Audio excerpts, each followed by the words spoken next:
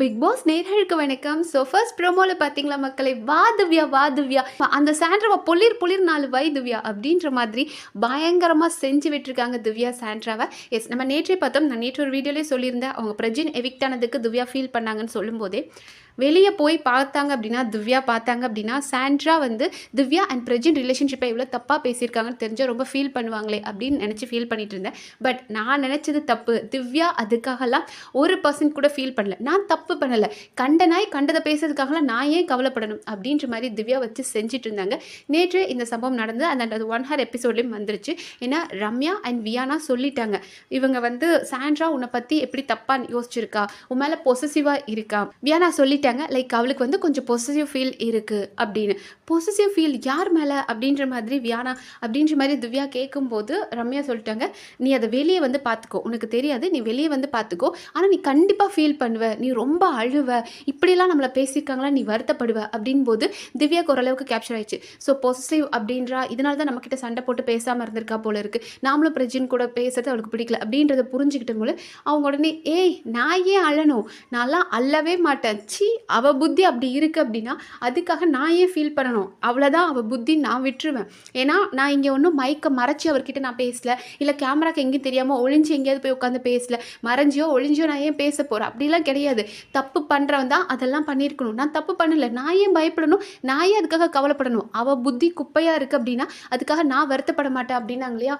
அப்பா அதெல்லாம் செம்ம வேர்ட்ஸுங்க. சீரியஸாக நம்மள பலருக்குமே வந்து நம்மளை பற்றி நம்ம யோசிக்கிறத விட அடுத்தவன் என்ன யோசிப்பான், ஐயோ பக்கத்து வீட்டுக்காரன் நம்மளை என்ன சொல்லுவான், ஐயோ சொந்தக்காரன் என்ன சொல்லுவான், இப்படி பயந்து பயந்து நாமளே நம்மளை லிமிட்டேஷன் பண்ணி ஒரு கூண்டுக்குள்ளே வாழ்ந்துட்டு இருப்போம். ஆனால் கண்டவெல்லாம் பற்றி நம்மளை பற்றி பேச வேண்டாம், நமக்கு தெரியும் நம்மளை பற்றி அப்படின்ற மாதிரி திவ்யா போல்டாக அந்த இடத்துல நின்னாங்க இல்லையா. ஏன்னா திவ்யா தப்பே பண்ணலை, தப்பு பண்ணியிருந்தா தான் அவங்க இடத்துல பயந்துட்டு ஆமாம் அப்படின்னு போகணும். திவ்யா தப்பு பண்ணாதனால அவள் புத்தி அப்படி இருந்தால் அதுக்காக நான் கவலைப்பட மாட்டேன், அவளை பற்றிலாம் நினச்சி நான் 1% கூட இதுக்காகலாம் நான் ஃபீல் பண்ண மாட்டேன் அப்படின்னாங்க. அண்ட் அதுக்கப்புறம் நைட்டு பார்த்தோம் அப்படின்னா திவ்யா ஃபீல் பண்ணி உட்காந்தாங்க. ஃபீல் அப்படின் போது ஐயோ இப்படி நம்மளை பேசிட்டாங்களே அந்த ஃபீலிங்ஸ் கிடையாது. இவளை மாதிரி ஒரு ஆள்கிட்ட போய் நம்ம இவ்வளோ நாள் ரிலேஷன்ஷிப்பில் இருந்திருக்கோமே, இவளை போய் அக்கா அப்படின்ற ரேஞ்சுக்கு நம்ம பாசமாக நம்பணுமே, அப்போ நாம் நம்பின இடத்துல அவள் இல்லை, அப்போ அந்த இது கூட நமக்கு டிஃப்ரென்சேஷன் தெரியல. நம்ம ஒருத்தரை நம்பி பழகிறோம், நம்ம நம்பிக்கைக்கு அவங்க உரியவங்களா இல்லையான்றது கூட தெரியாமல் நம்ம பழகியிருக்கோமோ அப்படின்ற மாதிரி ஃபீல் பண்ணாங்க. பட் திவ்யா இதை கேட்பாங்க, எனக்கு நல்லாவே தெரியும். திவ்யாவால் ஒரு விஷயத்த மனசுக்குள்ளே வச்சுட்டு அவங்களால சண்டை போடவும் முடியாது, அவங்ககிட்ட சகஜமாகவும் பேச முடியாது. டெஃபினட்டாக திவ்யா இந்த வீட்டில் கேட்பாங்க அப்படின்றது எனக்கு தெரிஞ்சதா. அண்ட் இன்னைக்கு மார்னிங் டாஸ்கில் கூட அதை தான் நடந்திருக்கு. ஸோ டாஸ்க் என்ன கொடுத்துருக்காங்க அப்படின்னா, நான் வெளியே போனதுக்கப்புறம் இந்த நபர்கிட்ட பேசவே மாட்டேன், கான்டாக்டில் கூட இருக்க மாட்டேன் அப்படின்ற நபர் யார் கேட்டிருக்காங்க. அண்ட் அதுக்கு நம்மளோட விக்கல்ஸ், அவருக்கு எப்போதும் திவ்யா ஃபோபியா தான். அதாவது கொஞ்ச நாள் சாண்ட்ரான்னு புலம்பிட்டு இருந்தார். அப்போ திவ்யா கூட வந்து சேர்ந்து பேசிட்டு, திவ்யா நான் உங்களை தப்பாக நினச்சேன் திவ்யா, பேசும்போது உங்களை மாதிரி ரூடாக இருந்த மாதிரி இருந்துச்சு, பட் பழக பழக நீங்கள் ரொம்ப ஸ்வீட் திவ்யா அப்படின்னு சொல்லிட்டு சாண்ட்ராவை பற்றி தப்பாக சொல்லிட்டு இருந்தார். இப்போ சாண்ட்ரா கூட சேர்றதுனால திவ்யாவை தான் அவர் எல்லாத்துக்கும் சொல்லுவார். ஸோ திவ்யா கூட ஆரம்பத்துலேருந்தே ஒன்றுமே சிங்க் ஆகலை அப்படின்னார். பட் அந்த நெக்லஸ் டாஸ்க்லலாம் அவ்வளோ ஒரு நல்ல கோஆர்டினேஷன் இருந்தது, எல்லாருமே நல்லா தான் பேசிகிட்டு இருந்தாங்க. பட் மனுஷன் எப்போவுமே பச்சையாக போய் சொல்லுவார், அவருக்கு திவ்யா ஃபோபியா, நமக்கு அது தெரிஞ்சதா. ஓகே, அவர் வந்து அதனால் திவ்யா பேரை தான் சொல்கிறாரு. அண்ட் அவரை வந்து வியானா வந்து இவர் விக்கல்ஸ் பேரை சொல்கிறாங்க. அவங்க நம்மளை நல்லா பேசி தடவி கொடுத்துட்டு நமக்கு துரோகம் பண்ணுறதும் இவங்க தான் அப்படின்ற மாதிரி வியானா வந்து விக்கல்ஸ் பேரை தான் சொல்கிறாங்க. அண்ட் இப்போ நீங்கள் அதை புரிஞ்சுக்கிட்டீங்க இல்லையா. பட் புரிஞ்சுக்கிட்ட நபர் மறுபடியும் நீங்கள் அந்த ட்ராப்பில் விழக்கூடாது. அவர் என்ன எதிர்பார்க்கிறார் அப்படின்னா, உங்களை பேச வச்சு உங்களை கத்த வச்சு அவர் நல்லவரை தான் ஆக்ட் பண்ணிட்டு இருக்கார். ஓகே, நான் என்ன பண்ணேன், இவ தான் கடைசி வாரத்தில் கூட வன்மத்தை கக்கிட்டு இருக்கா, அவ தான் ஏதோ என்னோட இமேஜை உடைக்கணும்னு நினச்சிட்டு இருக்கா, பட் அது நடக்காது அப்படின்னு சொல்லி உங்களை தப்பாக போர்ட்ரே பண்ணிட்டு இருப்பாங்க. நீங்கள் ஒரு விஷயத்தில் ஏமாந்துட்டீங்க, சூப்பர், முடிஞ்சு போச்சு. பட் இப்போவோ நீங்கள் அவரை வந்து குத்த அது அவருக்கு மைலேஜ் கொடுக்கும். லைக் ஆமாம், விக்கல்ஸ் என்ன பண்ண, அவன் கேமை விளையாடி இருக்கான், ஆனால் இந்த பொண்ணு பாரு மறுபடியும் விக்கல்ஸே வந்து நோண்டிட்டு இருக்கா அப்படின்ற மாதிரி விக்கல்ஸ்க்கு அது வந்து அட்வான்டேஜாக போகும். அண்ட் அடுத்ததான் நம்மளோட திவ்யா வந்தாங்க. ஸோ திவ்யா வந்து என் மேலே ஒரு தப்பான ஃபால்ஸ் அக்யூசேஷன் வச்சுருக்காங்க சாண்ட்ரா, அது என்னோட முதுகில் குத்துன மாதிரி ஒரு விஷயம். ஸோ நான் ரொம்ப நம்பி பழகினவங்க என் முதுகில் குத்திருக்காங்க. ஸோ இப்படிப்பட்ட நபர் கூட நான் வெளியே போய் கான்டாக்டில் கூட இருக்கவே மாட்டேன் அப்படின்னு இருக்காங்க. ஸோ திவ்யாவுக்கும் தெரிஞ்சு போச்சு, ஆயிடுச்சுன்றது சாண்ட்ராக்கு புரியும். ஸோ சாண்ட்ரா பண்ணது ரொம்ப பெரிய தப்பு.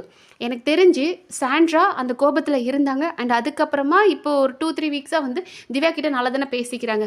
உங்கள் ஹஸ்பண்ட் வரும்போது அவரும் சொன்னார் பிரஜினும், நீ நான் சொன்னல நான் வெளியே போனதுக்கு, அதாவது பிரஜின் வெளியே போனதுக்கு திவ்யா தான் காரணம் அப்படின்ற மாதிரி சாண்ட்ரா சொல்லியிருப்பாங்க.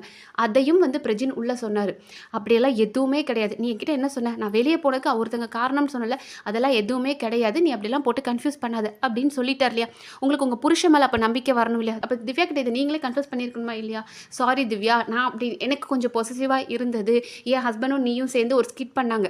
எப்போனா அந்த ராஜாங்கம் டாஸ்கில் 2 பேரும் சேர்ந்து ஒரு ஸ்கிட் பண்ணியிருப்பாங்க. அப்போ ரொம்ப இமோஷனலாக இருந்தது. அது வந்து ஒரு பயங்கரமான லவ் இருந்தது அந்த ட்ராமாவில். ஸோ அதெல்லாம் வந்து சாண்ட்ராக்கு அப்போ இருந்தே ஒரு பொசிட்டிவ் ஃபீல் இருக்குது. ஸோ எனக்கு அதை பார்க்கும்போது கஷ்டமாக இருந்தது. அவனுக்கு ஐஸ்கிரீம் கொடுக்கும்போது கஷ்டமாக இருந்தது. நெக்லஸ் டாஸ்கில் நீங்கள் 2 பேரும் நைட்டெல்லாம் உட்காந்து பேசும்போது நீங்கள் நல்லபடியாக பேசினாலும் அது எனக்கு தப்பாக தெரிஞ்சது. அதனால தான் நான் உங்ககிட்ட கோபப்பட்டிருந்தேன். சாரி திவ்யா அப்படின்னு சொல்லி அதை முடிச்சிருக்கலாம். ஏன்னா இத்தனை கேமராக்கள் பார்க்குற இடத்துல அவங்க மேலே நீங்கள் ஒரு குற்றம் சொல்லியிருக்கீங்க அப்படின்னா இத்தனை கேமராக்கள் பார்க்குற இடத்துலையே அதை நீங்கள் ஒத்துக்கணும். என் மேலே தான் தப்பு, நான் தான் பாசிட்டிவாக இருந்துட்டேன், உன் மேலே இதுக்கு தான் கோவப்பட்டேன் அப்படின்னு இங்கே நீங்கள் அதை முடிக்கணும். பட் அதை விட்டுட்டு இப்போவும் தன்னை வந்து பட் இப்போவும் மனசுக்குள்ளே இந்த வன்மத்தெல்லாம் வச்சுக்கிட்டு தான் மறுபடியும் நீங்கள் திவ்யா கிட்ட பேசுகிறீங்க. அது எப்படிங்க முடியும். ஒருத்தர் மேலே கோபம் இருக்குது, ஒருத்தர் மேலே நமக்கு பொறாமை இருக்குது, வன்மம் இருக்குன்னு போது வெளியே எப்படி சிரிக்க முடியும். ஸோ முடியும், சூனியக்காரி சாண்ட்ராவால் எல்லாத்தையும் முடியும் அப்படின்னு காமிச்சிருக்காங்க. பட் எல்லாத்தையும் மனசுக்குள்ளேயே வச்சுட்டு தான் மறுபடியும் திவ்யா கிட்ட பேசியிருக்காங்க. ஆனால் எனக்கு நல்லாவே தெரியும் திவ்யா இதை மனசுக்குள்ளே வச்சு பேசுகிற ஆள் கிடையாது. டெஃபினட்டாக இதை கேட்பாங்க அப்படின்றது தெரியும். ஸோ இந்த டாஸ்கில் சூப்பராக சொல்லியிருக்காங்க. என்ன முதுகலை குத்துன ஒரு நபர், அவங்க கிட்ட நான் என்ன ஆனாலும் பேச மாட்டேன் அப்படின்னு இருக்காங்க. ஏன்னா திவ்யா இன்னும் வெளியே போய் அதை நல்லா பார்த்துட்டு டீட்டெயில்டாக தெரிஞ்சதுக்கப்புறம் கண்டிப்பாக இதை சாண்ட்ரா கிட்ட கேட்பாங்க. ஏன்னா நீங்கள் வச்சது எவ்வளோ பெரிய அலிகேஷன். இப்போது பார்வதி அண்ட் கமருதீன் விஷயத்தில் அவங்க 2 பேரும் தப்பு பண்ணியிருக்காங்க. அவங்க போய் என்ன தப்பு பண்ணியிருக்காங்கன்னு அவங்க வாயாலே உங்ககிட்ட சொல்லியிருக்காங்க. அதை நீங்கள் இத்தனை கேமரா முன்னாடி சொன்னதுக்கே அவங்களுக்கு கோபம் வந்துச்சு, பேசினாங்க. ஆனால் இந்த இடத்துல திவ்யா பண்ணாத தப்பை உங்களோட சந்தேக புத்திக்காக அந்த பொண்ணு மேலே நீங்கள் திணிச்சிங்க அப்படின்னா அது எவ்வளோ பெரிய தப்பு.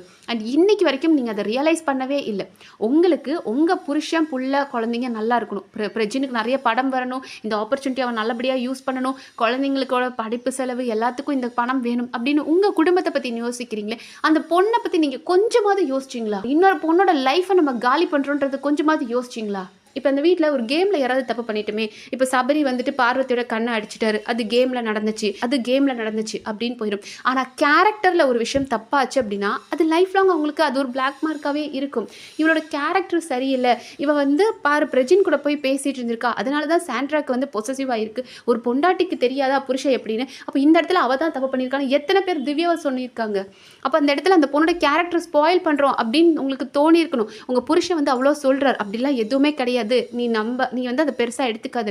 அவருக்குமே இது பெரிய அசிங்கம் தான். பிரஜின் எப்படி மறுபடியும் வந்து எனக்கு அவ்வளோ நல்லா பேசினாரேன்னு தெரியல. பிரஜினும் சேர்த்து தானே அசிங்கப்படுத்திருக்காரு. இத்தனை நாள் உங்கள் கல்யாண வாழ்க்கையை இப்போ நீங்கள் என்ன தான் பண்ணீங்க. அவர் மேலே ஒரு நம்பிக்கை இல்லை. இந்த ஷோவில் இத்தனை கேமராக்கள் இருக்கிற இடத்துல அவங்க சிரிச்சு பேசினது உங்களுக்கு அவ்வளோ பொசிட்டிவாக இருக்குது அப்படின்னா உங்களுக்கு உரிமையான நபர் அவர்கிட்ட போய் நீங்கள் பிரஜின் கிட்ட சொல்லியிருக்கலாம். அதை விட்டுட்டு இந்த பொண்ணு மேலே ஃபால்ஸ் அக்யூசேஷன் வச்சு அதை இன்னைக்கு வரைக்கும் நீங்கள் வந்து கிளியர் பண்ணாமல் இருக்கிறது எவ்வளோ பெரிய தப்பு. பட் திவ்யா இந்த இடத்துல அவங்க மூஞ்சிக்கு நேராக போட்டு வச்சுட்டாங்க. ஆப்வியஸாக அவங்க கொஞ்சம் வருத்தப்பட்டிருப்பாங்க. என்ன அப்படின்னா என்னோட அன்புக்கு தகுதியே இல்லாத இவகிட்டயா நான் இவ்வளோ அன்பாக இருந்தேன் அப்படின்றத நினச்சி டெஃபினட்டாக ஃபீல் பண்ணியிருப்பாங்க. பட் ரியலைஸ் பண்ணியிருக்காங்க.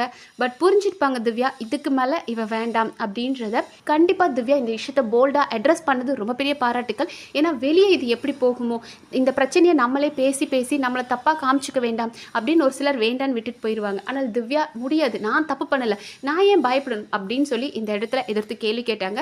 பட் இது என்ன அப்படின்னா நம்ம சாண்ட்ரா என்ன திருப்பிடுவாங்க அப்படின்னா தன் பக்கம் தப்பு வந்துருச்சுனாலே உடனே அழுது பேனிக் அட்டாக் போய் அதை ரொம்ப எக்ஸ்ட்ரீமாக கொண்டு போயிடுவாங்க. பட் திவ்யா இந்த இடத்துல இதை அட்ரஸ் பண்ணிட்டாங்க. So super Divya. Okay Divya, உங்களை பற்றி எல்லாருக்கும் தெரியும், சாண்ட்ராவை பற்றியும் தெரியும். ஸோ ஆப்வியஸாக இது மக்கள்கிட்ட டெஃபினட்டாக சாண்ட்ரா எப்படிப்பட்டவங்க அப்படின்றத கொண்டு போயிருக்கும். இதுக்கு மேலே நீங்கள் இவங்ககிட்ட பேசவே பேசாதீங்க. இந்த மாதிரி ஒரு நபர்கிட்ட இருக்கிறது உங்களுக்கு நல்லது கிடையாது. ஏன்னா இவ தன்னை காப்பாற்றிக்கிறதுக்காக சாண்ட்ரா எந்த அளவுக்கும் எக்ஸ்ட்ரீமாக போகிற ஒரு பர்சன். ஸோ அதை நீங்கள் நல்லாவே பார்த்துருக்கீங்க. அதனால இந்த நபரை விட்டு விலகி இருங்க. அண்ட் உங்களோட இந்த போல்ட்னஸ் தான் பல பெண்களுக்கு ஒரு உதாரணமாக இன்ஸ்பிரேஷனாக இருக்க போகுது. ஸோ டெஃபினட்டாக அந்த போல்ட்னஸை விடாதீங்க. பட் வார்த்தைகள் எப்போதுமே திவ்யாவோட வார்த்தைகள் கண்ணியமாக இருக்கும். கேட்க வேண்டிய கேள்விகளை மட்டும் கரெக்டாக கேட்டிருக்கீங்க. ஸோ பார்ப்போம் திவ்யாவோட இந்த ஸ்லிப்பர் ஷாட்டுக்கு சாண்ட்ரா என்னெல்லாம் ஓவர் பெர்ஃபார்மன்ஸ் கொடுக்குறாங்க, எப்படி ஆக்ட் பண்ணுறாங்க, என்ன நடக்குது அப்படின்னு நம்ம அடுத்த வீட்டில் பார்க்கலாம். நன்றி.